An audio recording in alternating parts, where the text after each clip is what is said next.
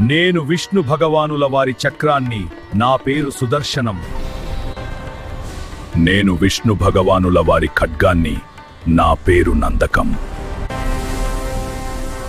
నేను విష్ణు భగవానుల వారి గదను, నా పేరు కౌమోదకి. నేను విష్ణు భగవానుల వారి శంఖమును, నా పేరు పాంచజన్యం. నేను ధర్మరాజుల వారి శంఖమును, నా పేరు అనంతము. నేను భీమసేనుల వారి శంఖమును, నా పేరు పౌండ్రకము. నేను అర్జునుల వారి శంఖమును, నా పేరు దేవదత్తం. నేను నకుల కుమారుడి శంఖమును, నా పేరు సుఘోషము.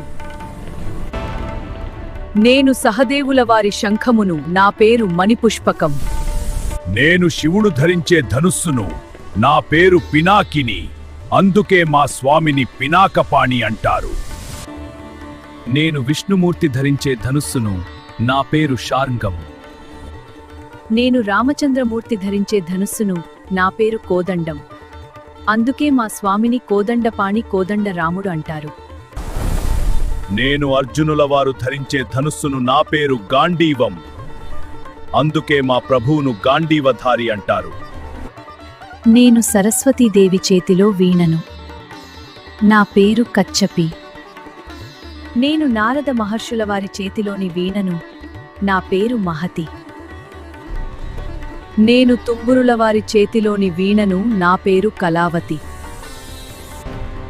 నేను శివుడి మెడలో ఉండే సర్పరాజును, నా పేరు వాసుకి. నేను శివుడి కాలికి ఉండే సర్పాన్ని, నా పేరు పతంజలి.